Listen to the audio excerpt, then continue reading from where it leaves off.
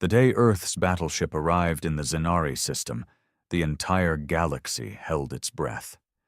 The Galactic Union had always dismissed humanity as a minor species, a backwater race from the Sol system that barely had a seat at the interstellar table. To them, humans were insignificant, useful as mercenaries, laborers, or traders, but not a real power. Certainly not a threat. That changed when the Behemoth arrived. The battleship was unlike anything the galaxy had ever seen. It was not sleek like the elegant warships of the Elvery, nor did it have the organic, flowing architecture of the Zith. No, the Behemoth was brutal in design. Sharp edges, thick plating, and weapon mounts bristling across its hull. It radiated power, not grace. And it wasn't alone. Flanking it were two smaller vessels, the Revenant and the Titan's Fist, each one more menacing than any warship the Union had ever encountered. They came in response to the massacre at Proxima Centauri. The Drath Collective, an insectoid race that ruled half the known galaxy, had made a fatal mistake. They had destroyed a human colony, assuming Earth would bow down like so many other races before them. The Drath thought humanity would beg for mercy. Instead, they got the Behemoth. The Galactic Union's diplomats scrambled for answers. They sent frantic messages to their allies, urging them to prepare for what was coming. The Drath, however, laughed. To them, humans were nothing but pests, a minor inconvenience. They gathered their fleets, ready to swat away whatever Earth dared to throw at them. And then the Behemoth opened fire. The first volley shattered the lead Drath battleship in an instant. Their shields, which had withstood centuries of war against lesser races, crumpled like paper under the sheer force of human weaponry. The Union watched in horror as humanity demonstrated something no one had believed possible: true technological supremacy. Plasma cannons burned through hulls. Kinetic rounds the size of city buses punched through enemy formations like they were made of glass. Railguns, moving projectiles at nearly the speed of light, shredded entire fleets before they could even react. The Drath screamed for reinforcements. They sent hundreds of warships to stop the human onslaught. It didn't matter. Earth had been underestimated for centuries. They had watched the galaxy, studied its technology, and learned its weaknesses. And when the time came, they didn't just catch up. They surpassed every major power in one brutal, terrifying moment. The Galactic Union panicked. If humanity could do this to the Drath, what could they do to the rest of them? Then came the final transmission from the Behemoth. A simple message, broadcast to every world in the Union. Earth does not forget. Earth does not forgive. Stay out of our way. And just like that, the galaxy cowered in horror. The wreckage of the Drath fleet still drifted through the void, glowing embers of shattered warships casting eerie shadows against the backdrop of the stars. The battle had lasted less than an hour, but its impact would be felt for centuries. The Galactic Union's High Council, a collection of the most powerful species in the known universe, sat in stunned silence. The footage of the Behemoth's assault played on a massive holoscreen in the center of the Grand Chamber. Not one of them had expected this. Ambassador Jular of the Elvari, a tall, silver-skinned diplomat whose race had dominated the galaxy's politics for millennia, was the first to speak. "We have miscalculated," he admitted, his usual calm replaced by unease. "Humanity was not what we believed." The insectoid Kthari delegate, clicking its mandibles nervously, chittered in response. "They destroyed an entire battle group. The Drath had nearly 100 warships, and the humans—" "3," interrupted Grand Marshal Sorak of the Thalkesh, his feline features tense. "They only needed 3. A hush fell over the council. Humanity had never been taken seriously as a military force.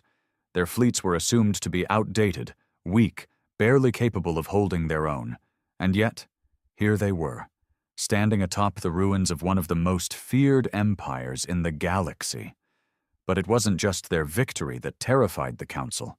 It was the way they fought. Other species had long since abandoned kinetic weaponry in favor of energy-based combat. The humans, however, had perfected both. Their ships fired slugs of hyper-dense metal at relativistic speeds, tearing through shields that should have been impenetrable. They didn't just disable enemy ships. They annihilated them, reducing them to drifting debris in seconds. They did not come for negotiations, the Zith representative murmured, its gelatinous form quivering. They did not ask for reparations. They did not even issue a formal declaration of war. No, Jular agreed grimly. They came for vengeance. At that moment, a new transmission arrived. The Union's high command expected a demand, perhaps a threat. What they received was a cold, precise statement. We will not seek war with the Union. We will not expand beyond our borders. But if any of you so much as touch another human world, we will do to your fleets what we did to the Drath. A moment of heavy silence followed. Then, the feed cut out. The message was clear. The humans weren't claiming territory. They weren't demanding tribute. They weren't seeking allies. They had come to prove a point. And they had done it so thoroughly that every government in the galaxy now whispered one terrifying thought. What if the humans decide they want more? The Drath Collective was finished. Their homeworld, once a fortress planet teeming with their kind, now sat in eerie silence. Not because humanity had destroyed it. No, the behemoth had left Drath Prime untouched. But the message had been received loud and clear. The Drath survivors had surrendered before humanity ever reached their system. Their ruling council had scattered, fleeing to the farthest corners of the galaxy. Their military, once a symbol of conquest and terror, had been reduced to wreckage floating in the void. The few warships they had left refused to engage. Some even defected, offering themselves to other empires just to avoid the wrath of Earth's forces. But the galaxy's fear didn't stem from the destruction of the Drath alone. It was how the humans had done it. Every species had heard the stories, wars lasting decades, fleets clashing in prolonged battles, entire campaigns waged over small stretches of space. But humans had ended an empire in a matter of hours. They hadn't fought a war. They had executed a sentence. And now, the question every ruler, every strategist, every admiral was asking was simple. What else were the humans hiding? The Galactic Union scrambled to understand the extent of Earth's military capabilities. They scoured their intelligence reports, sent spies, bribed traitors, even begged human diplomats for insight. But no answer came.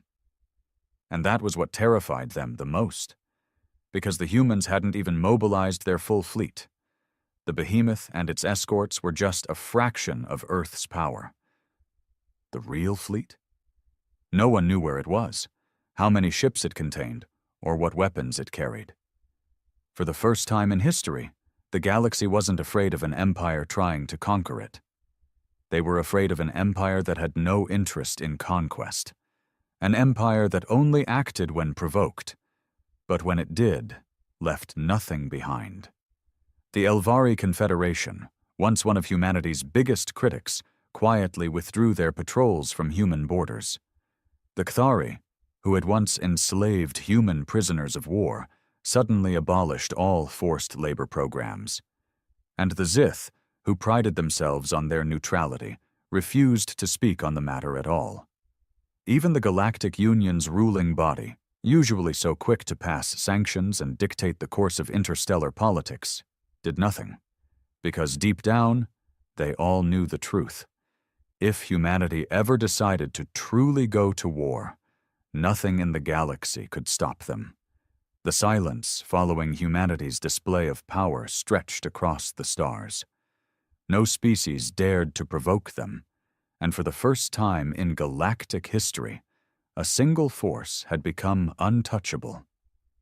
Even the most war-hardened empires, those who had once laughed at the idea of human supremacy, now whispered in hushed voices about the behemoth. But while the galaxy cowered, humanity was not idle. Deep within the Sol system, Earth's true military command convened in a classified orbital station hidden behind Jupiter's shadow. Unlike the panic-ridden councils of the Galactic Union, the men and women seated around the war table were eerily calm. They had expected this outcome. Admiral Jonathan Hayes, the architect of humanity's modern war doctrine, leaned forward. His voice, though level, carried the weight of what had just transpired. "The Union is afraid," he said simply, his steel-gray eyes scanning the room. That was the point. Around him sat the minds responsible for Earth's dominance: generals, strategists, scientists. Not a single one of them was celebrating. There were no toasts, no boasts of victory. Humanity had won a battle, but their true war had only just begun. A woman with sharp features and a data slate in her hand cleared her throat. "The Drath are shattered. Their economy will collapse in a matter of months. Reports indicate that smaller factions are already carving up their remains." Hayes nodded. That was expected.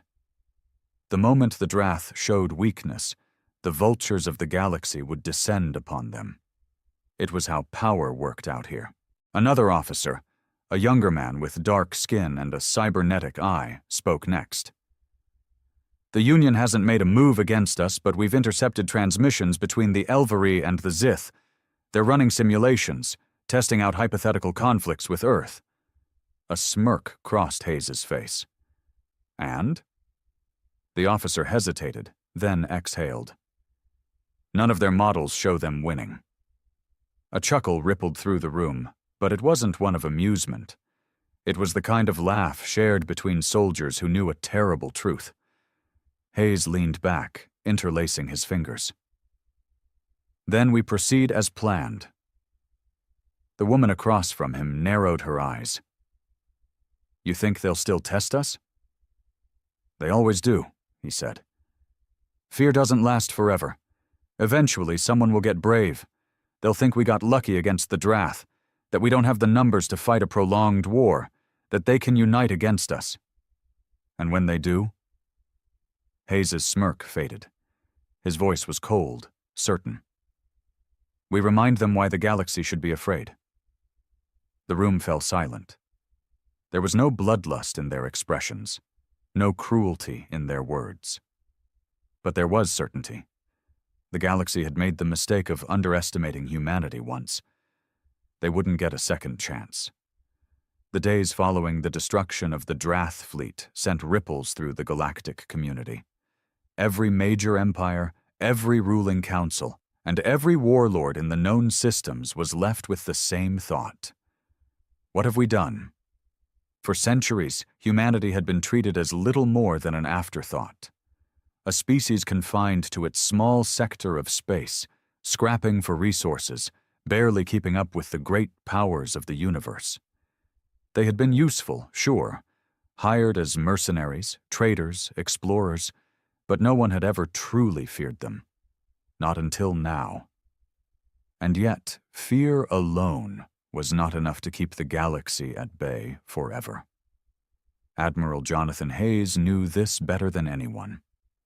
Sitting in the command center of Earth's secretive black station, he watched as dozens of intelligence reports scrolled past his screen. The Galactic Union was rattled, but rattled did not mean defeated. It meant they were thinking. It meant they were planning, and eventually, it meant they would act. The war against the Drath had not been a war. It had been an execution. But the next war? The one that Hayes knew was inevitable? That one would be different. "Sir," a voice interrupted his thoughts. Commander Elise Carter stood at attention, her expression grim. "We've detected an increase in fleet movements along our borders." Hayes exhaled slowly. Which factions? The Elvari Confederation and the Zith Dominion are reinforcing their defensive lines. We've also intercepted a Union-wide transmission. Carter tapped on her holopad, and the message appeared before them.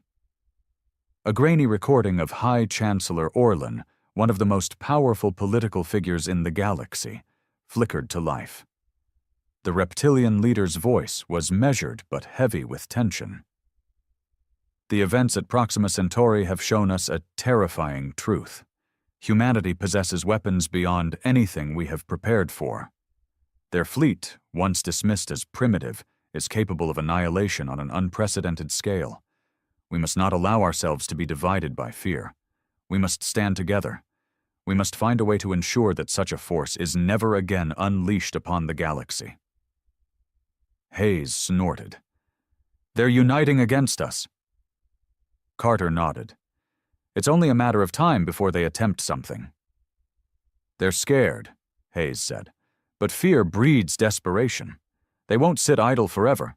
They'll try to learn our secrets, infiltrate our systems, maybe even launch a preemptive strike. We're monitoring all possible incursions, Carter assured him. No ships have crossed into our space, yet. Hayes stood, walking over to the massive viewport overlooking Jupiter's stormy expanse. Black Station wasn't visible to the naked eye. It was hidden deep within the planet's radiation belt, undetectable to any known sensor technology. It was the beating heart of humanity's war machine, the place where their most dangerous projects were developed in secrecy. What about our own movements? He asked. Carter hesitated. Fleet Command is holding the behemoth back at Titan Station, awaiting further orders. But... She glanced at him. Sir, with respect, the Union won't stay defensive forever. They're building alliances as we speak. If they come for us, they'll do it together. Hayes turned back to her, his expression unreadable. Then we'll need to make sure they never come for us. Carter frowned. Are you suggesting a first strike? No, Hayes said. Not yet. But we need to show them that fear is the correct response, that there is no winning against us. We don't start wars, Carter. He exhaled. We end them before they begin. Carter didn't respond immediately, but the weight of his words hung between them. The galaxy was on edge, waiting to see if humanity would make another move. And that was exactly where Hayes wanted them. Begin deployment of Ghost Fleet Protocol, he ordered. Let's remind the galaxy that no matter where they hide, no matter how many alliances they forge. He turned back to the viewport, watching Jupiter's storms rage below. Humanity is always watching. The first step of Earth's true war had begun. The stars belonged to humanity now. Not in the way the Galactic Union had once claimed dominion over the galaxy, ruling through treaties and trade agreements. No, humanity's rule was far more terrifying.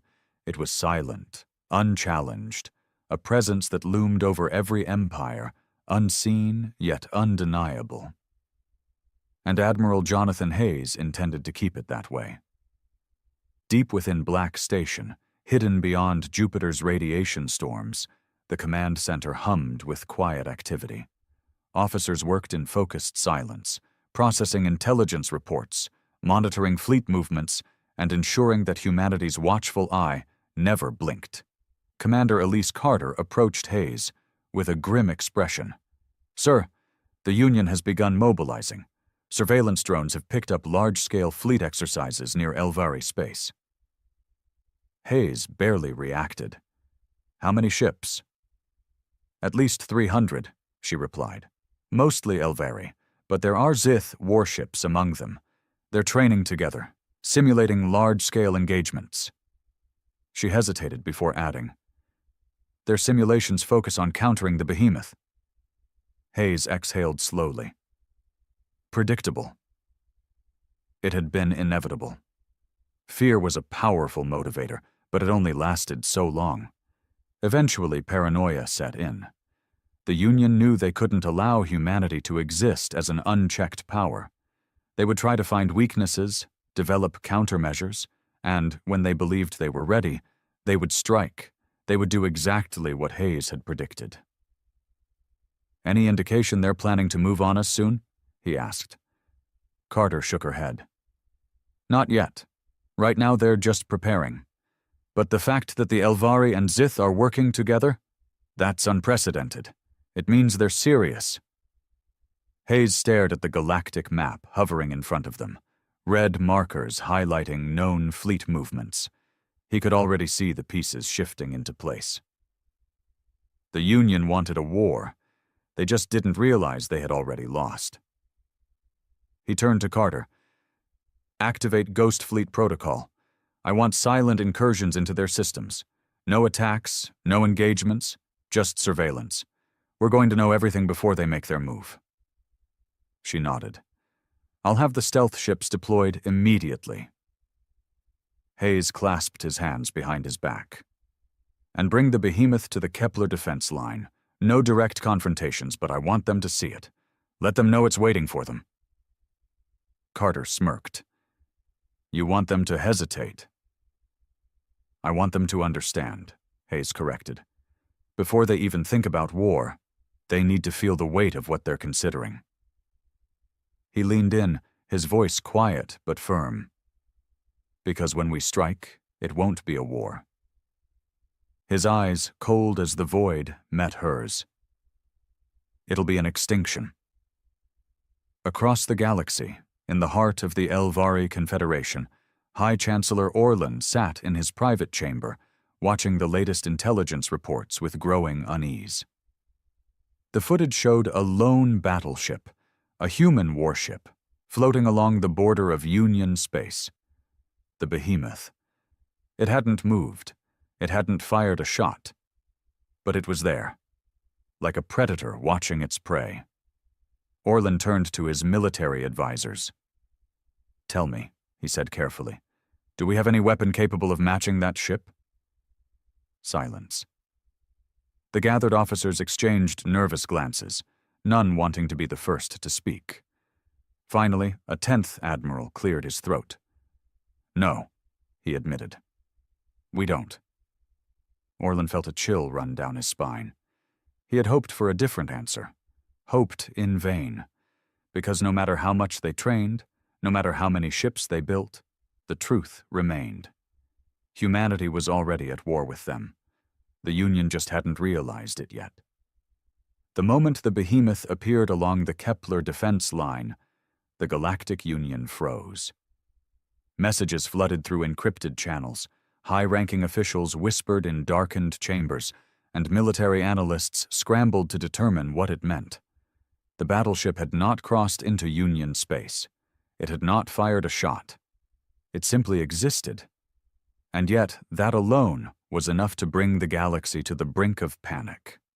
In the Elvari High Council, Chancellor Orlan stood before a holographic display, his gaze locked on the massive warship floating in the void.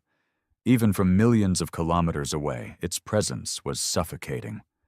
An aide leaned in, voice hushed with barely concealed terror.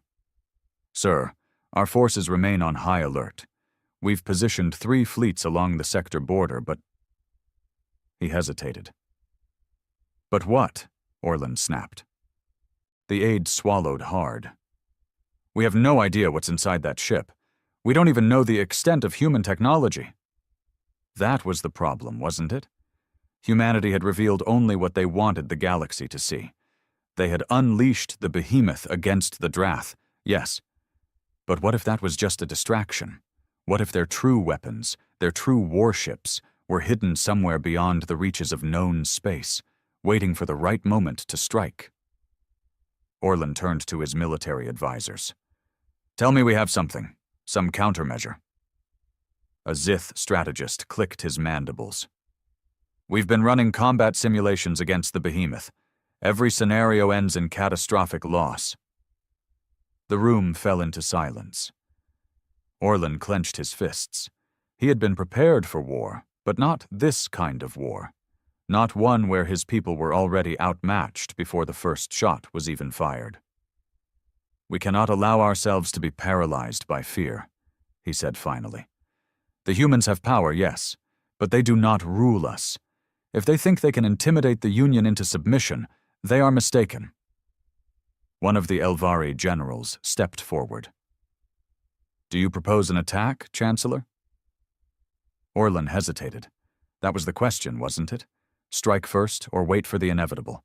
Either choice carried its own kind of death sentence. "No," he said at last. "Not yet. But we will prepare." Across the galaxy, preparations for war began.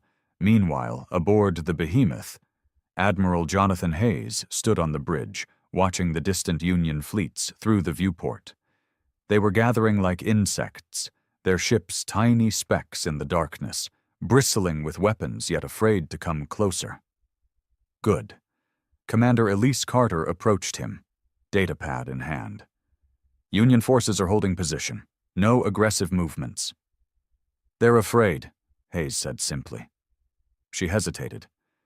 "But fear won't last forever." "No," he admitted. "It won't." That was why Ghost Fleet protocol had already begun. Scattered throughout the Union's territories, unseen by their sensors, humanity's true power was already at work.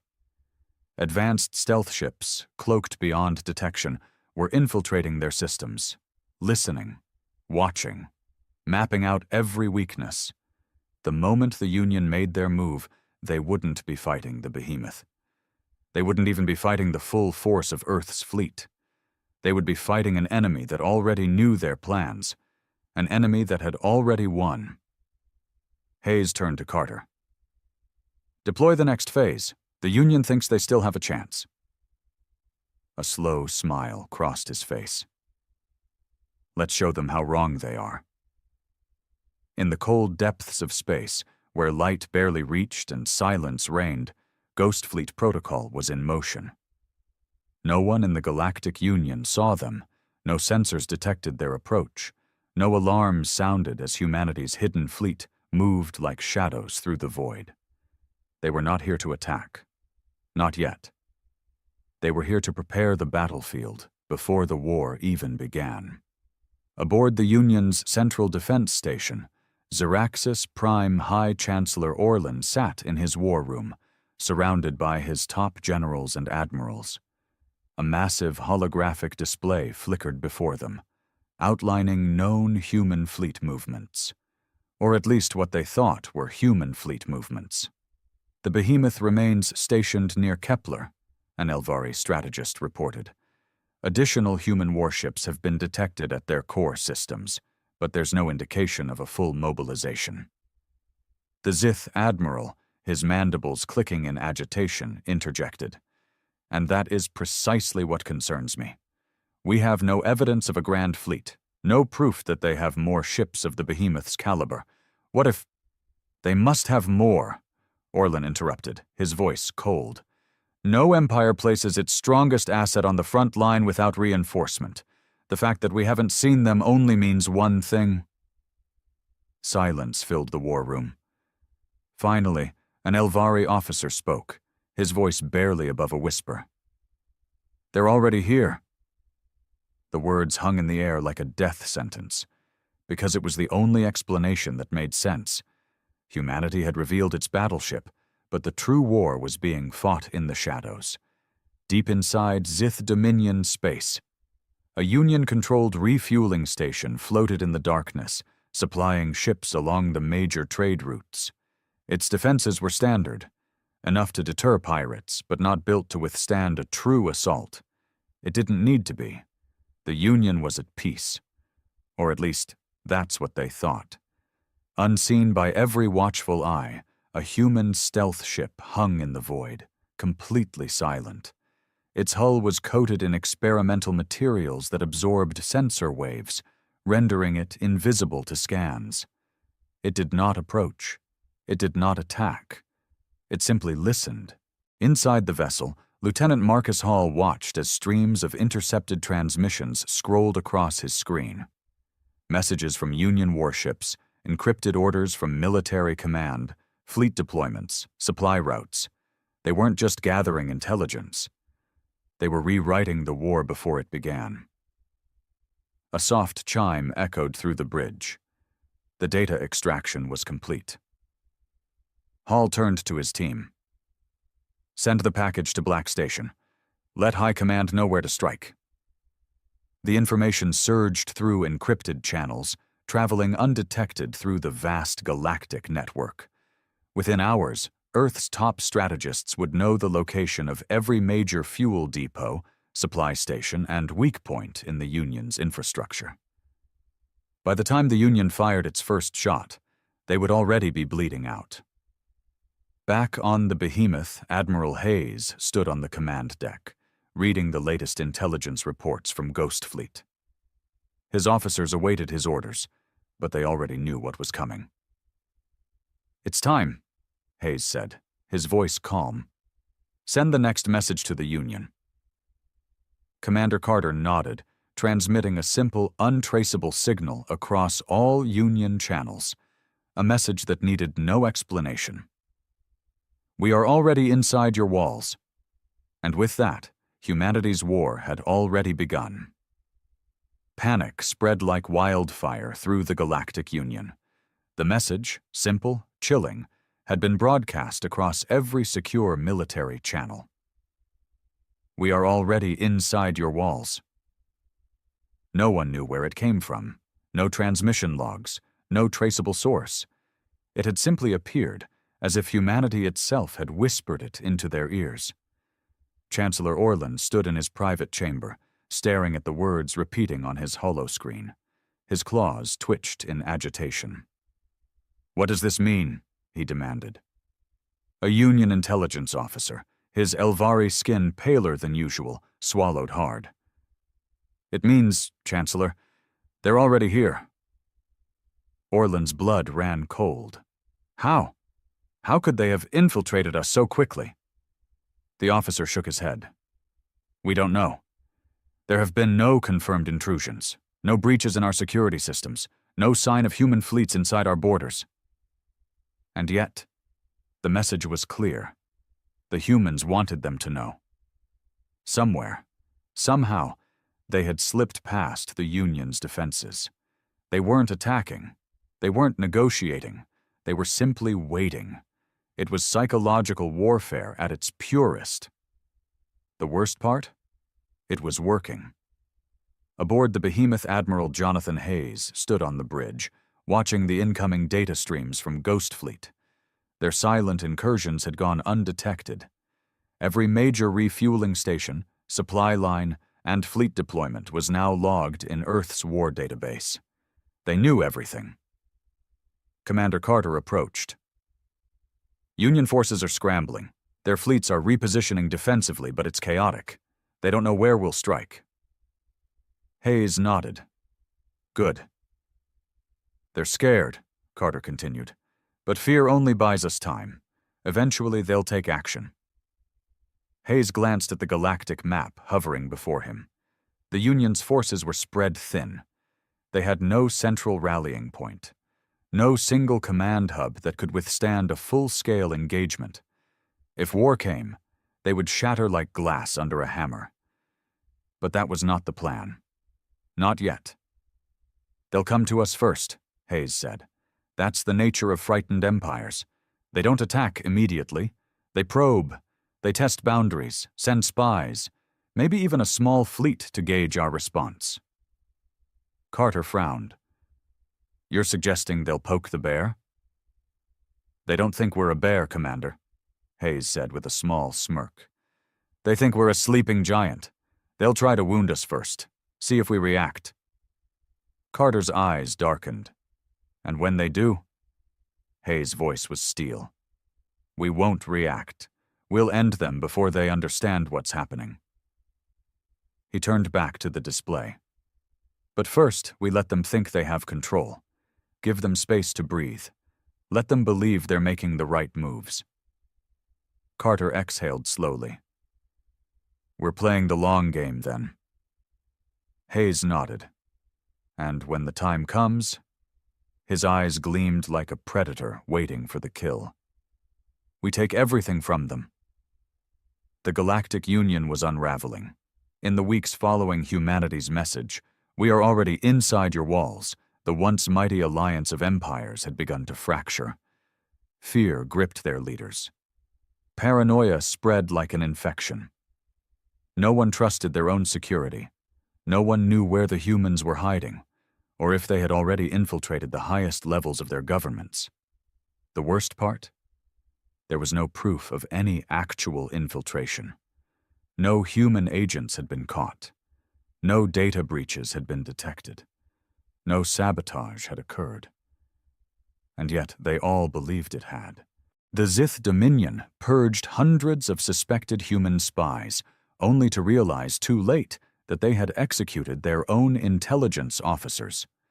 The Elvari Confederation imposed strict security measures, limiting interstellar travel and tightening border controls, suffocating their own economy in the process. The Union was tearing itself apart. And Admiral Jonathan Hayes watched it all unfold from the bridge of the Behemoth. Inside the Elvari High Council chamber, Chancellor Orlan sat at the head of a long, gleaming table. His advisors gathered before him. The room was dimly lit, an unspoken acknowledgement of their desperation.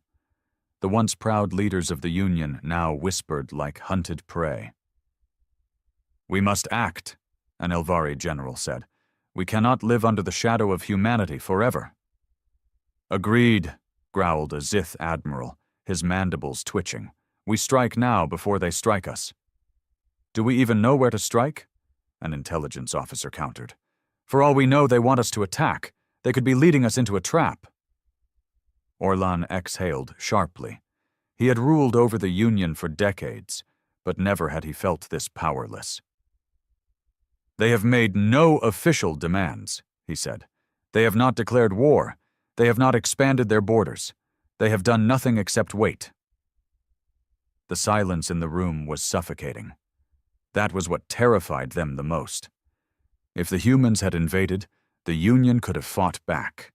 If they had made demands, negotiations could have begun. But humanity had done neither. They had simply existed, and the Union was losing because of it. Orlan clenched his fists. "We need to reclaim control of this situation. We will force humanity's hand." The Zith general leaned forward. "You mean provoke them?" "I mean test them," Orlan corrected. "Send a fleet to the Kepler defense line, a show of force, not an attack, just enough to see how the humans respond." "And if they respond with the Behemoth?" someone asked. Orlan's expression was grim.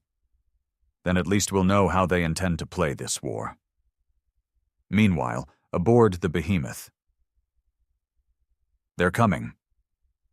Commander Elise Carter placed a datapad on the command table, showing the latest movement of Union forces. A fleet of nearly 200 warships had begun mobilizing toward the Kepler defense line. Admiral Hayes studied the data in silence. "They won't attack," he said finally. "Not yet. This is a test." Carter nodded. "They want to see if we'll back down." A slow smirk crossed Hayes's face. "Then let's teach them what happens when you test humanity." He turned to his officers. "Deploy Project Revenant. Let them see what they should be afraid of." Carter's eyes widened slightly. "Are you sure?" "We haven't revealed it yet." Hayes's voice was calm. "Certain. It's time the Union learned that the Behemoth isn't the worst thing humanity has built." Hours later, at the Kepler defense line, the Union fleet arrived in formation, weapons powered but not armed, an unmistakable show of force. And then they saw it. A new ship, larger than anything the galaxy had ever known, a monstrous abyss-black warship, its hull absorbing light like a void in space. It made the Behemoth look small. No records existed of its creation. No intelligence reports had ever mentioned its existence. It had never been seen before. The Union fleet, despite its numbers, hesitated. And then the ship spoke. "You are standing at the edge of your own destruction." The message rang across all channels, cold and emotionless. The Union fleet, once so confident in their show of force, found themselves staring into the unknown. And for the first time, they understood the truth. Humanity had never needed to fight them, because humanity had already won. The void of space had never felt so suffocating. The Union fleet, once assembled as a proud show of strength, now drifted in eerie silence before the monstrous warship that had appeared before them. No records, no intelligence reports, no prior warnings. This was something new, something the humans had chosen to reveal at this very moment. The ship had no name displayed on its hull, no insignia, no visible energy output, and yet its presence alone was crushing. You are standing at the edge of your own destruction. The voice was synthetic, almost lifeless, yet it carried a weight that pressed into the minds of every Union officer. The message had been received, loud and clear. Aboard the Union command ship Eternal Vigilance, Admiral Veltra of the Elvari Confederation swallowed hard. His fingers hovered over the comm panel, but he hesitated. He had been a soldier for decades, had fought wars against ruthless enemies, yet in this moment, he felt like an insect staring into the jaws of a predator. "Orders, Admiral?" one of his officers asked, her voice barely above a whisper. Veltra's mind raced. What was this thing before them? Another superweapon? A planet killer? The behemoth had already been terrifying, but this was something else entirely, and humanity had never mentioned it. They had kept this hidden. Until now. Veltra cleared his throat, forcing himself to regain composure. "Open a channel." A brief chime confirmed the link. "This is Admiral Veltra of the Galactic Union. Identify yourself." Silence. Then, the ship's voice returned, its synthetic tone cold and unfeeling.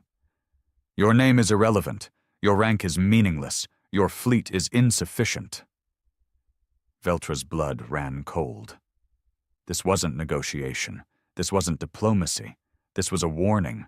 And it wasn't just directed at him. It was meant for everyone in the Union. Veltra's instincts screamed at him to retreat, to take his fleet and run. But he knew the consequences. If he backed down now, the Union would lose all credibility. Humanity had already demonstrated power beyond comprehension, but the moment the Union admitted defeat, they would become nothing more than vassals under Earth's shadow. He had no choice. "Hold position," Veltra ordered. "We are not here for war." Another moment of silence passed.